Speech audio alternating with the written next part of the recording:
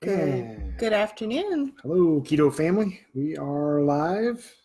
Something we haven't done for a bit, but I figured it was a good time to get back together. First, before we get going too far, we'll go ahead and share with our other groups and such. Let's see.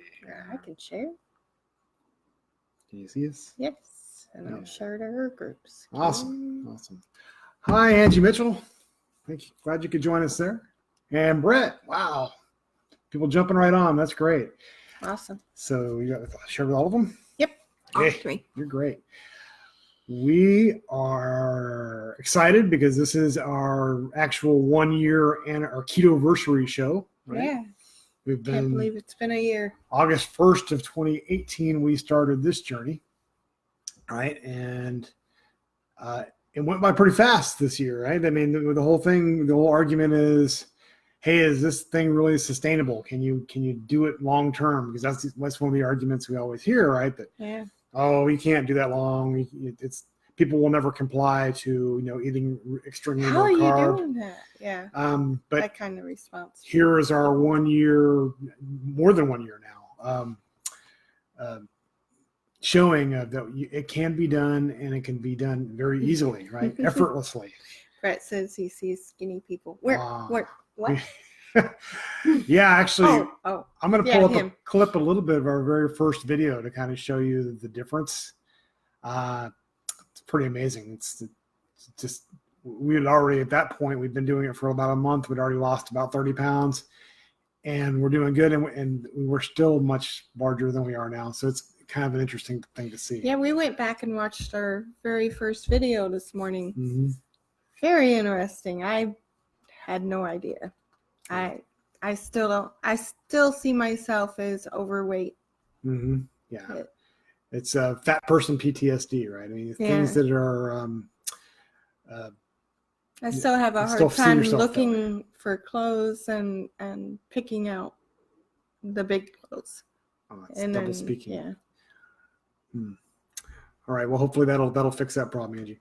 But yeah, we. Just this last week, I ended up bought some size 32 pants. I never would have dreamed of getting into a size 32 waist. That just seemed totally impossible, right? I was at one point I was wearing size 44, and they were getting snug. And this last week, I had to break down and go get some more pants because my other ones just looked like clown pants. Yeah. After a while, so I told him, honey, you got to go shopping. It's ridiculous. And the other weird part is I went to Walmart and got these pants. There was exactly one pair of size 32. Because what's happening is the rest of our population, their waist size is growing. And as an adult male, mine's going the opposite direction. It's actually a problem now that you're having more difficulty finding what used to be normal size clothes. I guess it's an okay problem to have. I might have to go shopping somewhere else besides Walmart, I guess, for clothes, because now Walmart's become the big and tall store, right? Because the average person has a much bigger waist size. Also, it doesn't help that I have short legs, not very tall. So I'd really like to have like a 29 length. That's hard to find regardless, but as the waist size goes down, it seems to me even harder, which seems counterintuitive, but right. That's right. So does the sound better? Somebody said that we had. Is anybody getting like repeat or doubling, anything like that? Or does it sound okay? Or is it just specific to some people's environment? Okay, that's good. Well, I guess we'll move on. So what's our update? So again, it's been just past a year. What have we done, just in case you've never watched one of our videos before, is we use the Dr. Westman protocol, which is we eat 20 grams of carbs a day or less total, not net. Eat until you're full. Yeah, we eat fatty meats and vegetables, mostly meats and vegetables until we're full, and we don't eat when we're not hungry. Does that mean that we don't intermittent fast or we do intermittent fast? I don't know. We just eat when we're hungry and don't when we're not. Sometimes that means we eat once a day. Sometimes that means we eat twice a day or even 3 times a day. Just we eat when we're hungry, right?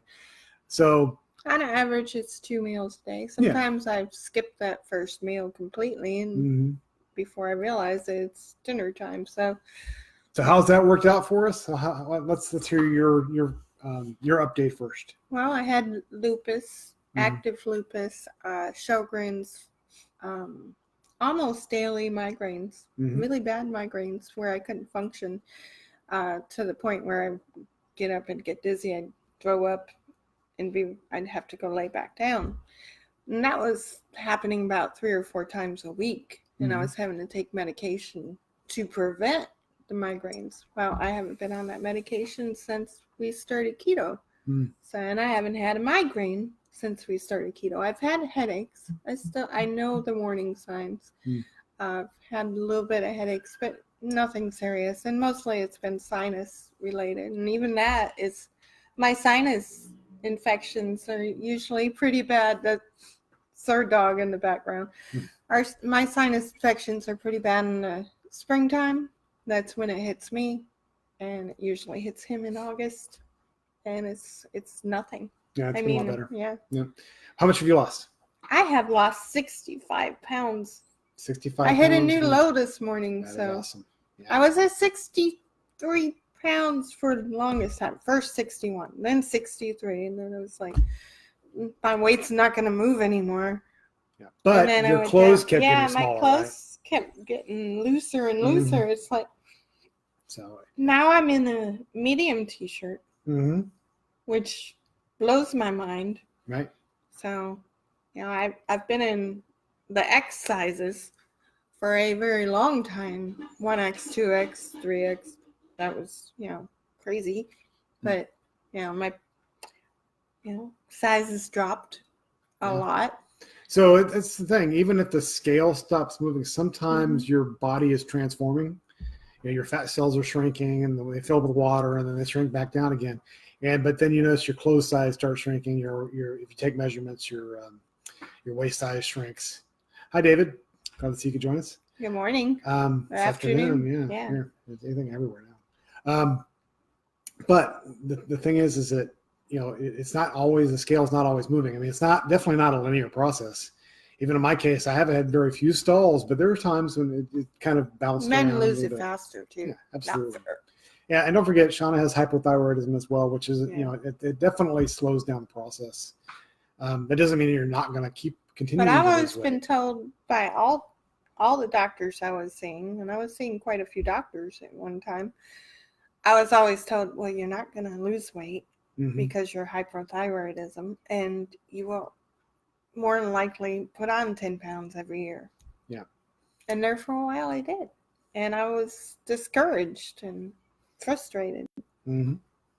Yeah, so that's quite a year of losing 65 pounds for Shauna at her health improving. 90 pounds for you, right? Yeah, my update is I've now 91 lost pounds. 91 pounds as of this morning. Little man. My blood pressure is better. It's still not perfect. Right? I'm still having to, on occasion, take some medicine for that. My blood glucose is consistently under 100 every day, and I'm not any longer taking insulin or metformin. So, so I'm not on any diabetic medications at all, but yet my blood glucose is maintained. I'm so glad. And the last set of lipids I had done, I think it was in July, everything was like great. It was like before I had high LDL and low HDL. Now they're both in optimal ranges. All of those are fantastic. We did a full scan. Matter of fact, we went to we did and actually had all the scans done. We had carotid artery and had our liver scanned. We're both good. And everything was like fantastic. So that's good to know. I mean, the problem is we hadn't had these scans done before starting. Yeah, we don't know what our scans would have been a year ago. Yeah, would it have been worse, or those type of things. But we'll just continue doing those on a regular basis to kind of keep track of it. I wish we had that starting. Right. So that's something. If you're just starting out keto, go do your scans. Go do your measurements. Do your weight. Keep track of everything because you're going to see improvements. Yeah, and the reason that we before, you're always kind of afraid to do that, right? You're always like, oh, I don't want to go to the doctor. I don't want to find out if something's wrong. Hospital, yeah. But as we've transformed our lifestyle, now it's like we want to see the results, right? We want to see how we are stacking up against traditional health, and so now it actually makes sense to get those things tested. You have less fear of having bad cholesterol, or go and get your blood pressure tested and things like that. Once you get over that, your blood glucose, nobody wants to know, nobody really wants to hear that you're a diabetic, right? That's what. So I know, in my case, you avoided going to the doctor because you don't want to be told that. Yeah. Now I'm like, well, cool, let's go to the doctor and let's go see what our results are. Going to a doctor used to be so depressing. Yeah, that's good. So I'm definitely not on insulin anymore, not on metformin. One of the bigger changes to me is I have had autoimmune disease for a long time. Shauna's had lupus. I've had rheumatoid arthritis and ankylosing spondylitis. Since our 20s. Yeah, and it was bad, right? I mean, I was on a lot of medicines. I was on Humira. I've been on that for, 15 years at least. Yeah. I no longer need that, right? I can, if I ever have a problem again, I'm not afraid to take medicine. But the fact that I don't need it, if I'm feeling well, my scans are coming back, I'm going to the doctor and she's not seeing any more damage. To me, that says, okay, you always should take the least amount of medicine that you need, right? I'm not recommending to anybody that you get off your meds. Right. I mean, that's between you and your doctor. Stay under your doctor's care. But in my case, I'm able to not have any additional damage without being on these harsh medicines, right? And so that, to me, that is was important to me. I feel as good, if not better, than when I was on the Humira, right? Without having to worry about being susceptible to infection, right? Because that's the problem with these immune suppressant drugs. Is we were on steroids a lot too. They make you sick, right? I was on Plaquenil. They make it harder to fight disease. So the fact that I don't have to be on that and still maintain that level of health, to me, it's an important thing. Plus, every medicine you're on has side effects, right? I mean, every one of them does. And so if you can improve your life by changing, the diet and lifestyle, then, that should be your first action, not necessarily go and find that magic pill or magic injection that makes you feel better. Try first to get yourself in a situation. And this, by the way, not our first time doing that either, right? We, in the years past, we went vegetarian. We were running like crazy, 25 to 30 miles every week. I was running for about 3 years, and I was probably doing 15 miles. Yeah. A week. For temporary case, it did make things better, but then it came back and the weight came back even more while still eating that way and still doing all that activity. So I was probably doing even more damage to my metabolic system by doing that than by just eating what is a human appropriate diet, right? Which is essentially meat and vegetables, right? So a year has passed. We got rid of the garbage out of our diet. That's true. I mean, one of the bigger things that I can say is, what is keto to me? It's not about maintaining a high fat macro or low carb necessarily. It really is about getting the crap out of your diet. Stop eating out of a box. If you were looking at our pantry right now, there are no boxes. I mean, everything in our food is pretty much one ingredient. It's, steak, chicken, cauliflower, cheese. These are all one ingredient foods, right? There's no extra stuff in it. And it's kind of, I say, even we kind of steer clear of one of those keto snacks, any keto boxed foods. Right. There's no point in doing that because it's still processed food, right? Yeah, it's expensive. You gotta watch that stuff. I mean, it's a heck of a lot cheaper. Because they can put keto on something, they can slap keto on a box. Mm-hmm. Doesn't make it keto. Yeah, there's no stop. Authority telling them they can't do it. Look at the ingredients, because some of those still have flours and sugars and all kinds of stuff in it, that chemicals that you shouldn't be eating. Yeah, it's not food, right? If it's not food, you shouldn't be eating it. I mean, that's just kind of how I look at it. So, but what we've done though is we've proven now, so we're beyond our first year, that this is absolutely sustainable, and we feel great. I don't know that skinny woman. I don't know. That's right. I mean, it is just. I looked at my video this morning. I didn't realize. I've lost the weight, but until you look at yourself and see pictures of yourself, you don't realize. Mm-hmm. All right, so I'm gonna go ahead and share. See if I can share my screen and see if you guys can see it shows up on your phone here in a second. I'm going to share this on screen if I can. Don't see the option now. No. That's too bad. We can share it later. I'll share it later, but you could even share it in the comments. Can you drive a picture over there and share it? I don't think so. Anyway, I'll post another video, or if you want to go back and look at our earlier videos. Our very first video where we did an intro to Keto Mojo Go-Go. It is amazing how large we were in that respect. I mean, it was, but still we were a lot smaller than we were, just a couple months before. It made a quick turnaround. But the point is that a year is a huge difference. And the thing is that we've been really consistent, right? We're not doing this on again, off again stuff. We're not doing this 5 days on keto, 2 days off. No. I think I don't want to mess up, man. No, we've gained too much health improvements to want to backtrack that, right? Right. So I see a lot of people they'll tell you they're on keto. I had one lady a couple weeks ago. We were playing poker. She goes, "Yeah, I'm doing keto." And hopefully she's not watching us. Yeah, she was eating tacos and drinking a beer and telling us that she was on keto. I'm like, I didn't say anything. I'm like, okay, great, that's fantastic. And then this last weekend, she was moving into her house and said, "I'm off for 3 days because we're." You're moving. Yeah, I mean, you can always find excuses to not do it. I don't think there's a reason to. I mean, what's more glorious than eating steak every day? I mean, what do I need an excuse not to eat ground beef and steak or lamb? I mean, those to me are fantastic things. Why would I want to go eat garbage? And that's just me. I mean, we're even having dinner with friends tonight. And we're making dinner. I've got taking it over there. 4 steaks in the sous vide right now. I've had them in there since yesterday. I mean, everybody's going to so love that food, tender. right? This is fantastic. If you food. haven't tried sous vide, you need to try a sous vide. Yeah, I mean, it makes good steak, and it's affordable too. I think we paid $40 for a sous vide, mm-hmm. And it almost pretty much is running 24 hours a day, 7 days a week. We just throw meat in there, and then I get it out when we want to eat. Then I cook a vegetable. If we're in the mood for a vegetable, and you got dinner. I'm not stressed about cooking anymore. It's kind of nice. I can relax and let the sous vide do it, and make a vegetable on the side. Sometimes I'll put a little bit more effort into the vegetable because I'm not cooking much. Right. Yeah, and talking on Twitter with a couple of people this week.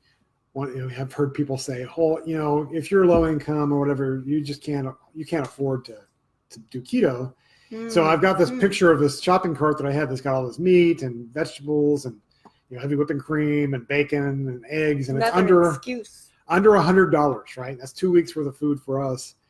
And then they come back and like, "Oh, well, I've got kids. I don't have time to cook all of that." Well, there's the other thing. You can prep food. You can make food on the weekend. There's always going to be an excuse on why you can't do something. I guess the reality is when you find your reason to do it, you'll do it. Right? Yeah. You're not, you have if to get you're beyond tired of hurting and being in pain, then you'll do it, right? And that's starting small is a powerful practice too. That's kind of important. We started small at first. Yeah, we didn't necessarily jump to under 20 carbs a day right on the outset. Before we did that, we did lower carb over time, and that started with. You stepped it down. Yeah, started with getting rid of sugary drinks, right? Not drinking sodas. I mean, that's a big one. I mean, people drink a lot of calories every day, right? So if you can do that as a beginning point, if you're just getting started, that might be a great way to get going. And then getting sugars and grains out of your food. Eventually, clean out your pantry. Yeah, it's important. It's important. Give it away. Throw it out. Yeah, it's important to not have those triggers around, so you fall back on that stuff, right? So basically, you don't give yourself an opportunity to fail. But if you start replacing your most of your nutrition with meat, right, with steaks or ground beef and things like that, and eat until you're full, you don't have room to eat, the other stuff. Don't make the box of mac and cheese to go with it. Instead, eat twice as much meat. It's counterintuitive. Sounds, oh wow, that seems like a lot of calories. There's actually less calories in meat than there is in this junk food, right? And it also fills you up faster. Yeah. I can remember a couple months ago, I went out to dinner, or actually lunch with some friends through work. We went to one of the steakhouses or something like that, and they're ordering the chicken salad or the chicken Caesar salad. And I said, well, I'll just get the steak because, okay, it's only got 900 calories. That salad had 1,500 calories, right? So, and then other people say, oh, wow, I guess you're right. I guess if calories is really what you're looking at, which isn't necessarily the case, but thundering. If that is the metric you're going off of, even that makes sense, using meat as your primary nutrition. It really does make sense. Plus, it's also food that you can easily digest and easily turn into nutrition in your body. A lot of food that's plant food, you have to convert, right? So whether it be vitamin A or vitamin C or proteins, plant proteins, it's not necessarily something that's bioavailable that you can just use right away. Your body has to convert it. So if you think about it, if you eat something that's got 10 grams of plant protein, probably 2 grams of it are going to get converted to protein that you can use. And plus you got all that fiber. So in reality, meat just makes a heck of a lot more sense nutrition wise. All that filling protein. Yeah, that's great. So this morning we had a hankering for, well, Shauna said, oh man, I really miss McGriddles, right? I mean, because I just really like to have something like that. Well, there's a recipe floating around out there in the keto world called a chaffle, which is really just cheese and eggs, right? And then she had a little bit of heavy whipping cream to it too. And that's what we had. Put it on your waffle iron. You mix it up. Mm-hmm. You put your eggs in there and some cheese. And there's recipes out there, but I just eyeball everything. I've always been kind of that way. And some heavy whipping cream. I mix it up, put it on the waffle, and and then that was delicious. We fried up some ham and some cheese, and then put that in the middle of there, I made it like a ham and cheese sandwich. Syrup. Put a little bit of sugar-free syrup with Splenda in it. Yeah. And man, that was great. I mean, that was just fantastic breakfast. And it was sugar-free. It was lowest carb. I mean, took care of my craving. That's right. And so this is doable. Do we still get cravings? We still get cravings. I mean, we're human. But you strategize it, right? You strategize it so you don't necessarily get stuck eating the crap. So. And not falling back into that lifestyle. Helps you stay consistent. I won't do it. I just feel fantastic. I'm not going back to those migraines. I'm not going back to not being able to walk sometimes because my lupus flares were so bad that I could hardly walk for about a year there. I was really struggling. So I don't have that anymore. And the brain fog and the fatigue that I was getting from my thyroid. I'm still dealing with thyroid. Still on my thyroid medicine. That's something that, I did damage to my body over the years by eating all that junk food and thinking I'm, could eat that way without consequence. Yeah. Mm-hmm. So I'm still dealing with that, but otherwise feeling pretty good. I don't take naps. Very rarely do I take a nap now. I might go lay down and close my eyes, but not usually sleepy enough to go to sleep. So yeah, yesterday we went and played some poker, and lately they've been bringing out the cookies a lot, and I think that's try to get in our head because we don't eat cookies. And they're like, well, so you guys are never going to, I said, well, we don't need that, and I don't plan to ever eat that again. She goes, what, you're never going to eat cookies? I'm like, well, I make avocado cookies. She makes some avocado cookies that are fantastic, that are really low carb. And they're like, what planet are you from? Avocado cookies? That just sounds odd. So now we're going to make some next weekend when we go. And some fudge.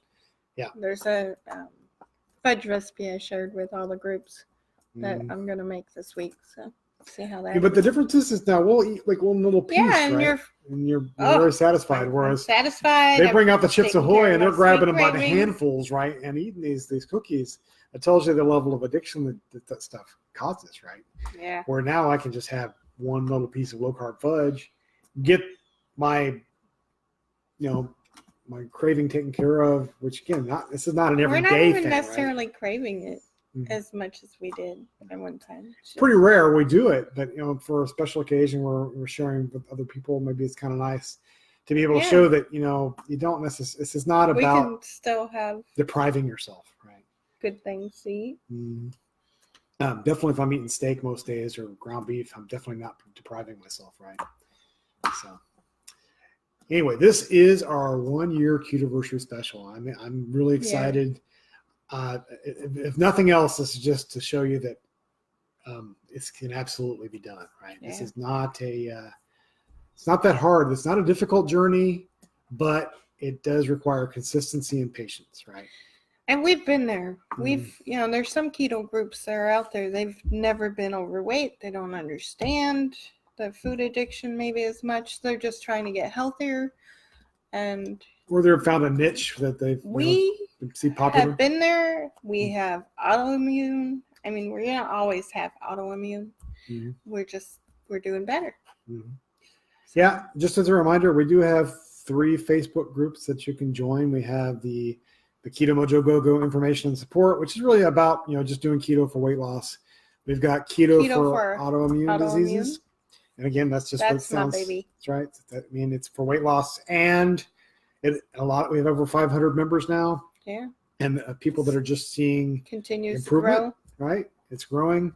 People are sharing their stories. I would love for people to share more of their stories because I just find it very interesting that we're not the only ones that have seen that. Right. We see a lot of people have seen improvement. And Keto for Autism is the 3rd group that we've started, and that's because of our grandchildren. We have grandchildren. We are not experts in any of this stuff. We have some experts in our group, so there are, but we're just here to facilitate it. But the thing about even with the keto for autoimmune. Sorry about that, guys. Bye-bye. Keto for autoimmune and autism. All right, so I'll go outside. Doing their job. Our hound dog. All right, so enough. The thing about the keto for autoimmune is some people. Sorry, it's live. Can't stop our dogs. Some people have impacts from other things, right? That are even beyond keto, right? It's a keto group, so we don't necessarily say don't eat dairy, but if dairy bothers you, then that's something else you can add to, right? You take it out yourself. In our case, we actually at one point we went full carnivore for about 60 days, just to see if there would be any more improvement, and there really wasn't. I mean, between what we do keto wise and I went back to my vegetables because I love vegetables. So we were able to slowly add in and vegetables. My dairy. And have some limited dairy. We're not like guzzling it, right? No. We just have some in our coffee a little bit, and then maybe once in a while for a special treat for like those chaffles or for something like that. But as long as we are very limited in how much we take in of those, and we keep our carbs down, we've been pretty successful. Your mileage may vary, right? So you might have to do a little bit more.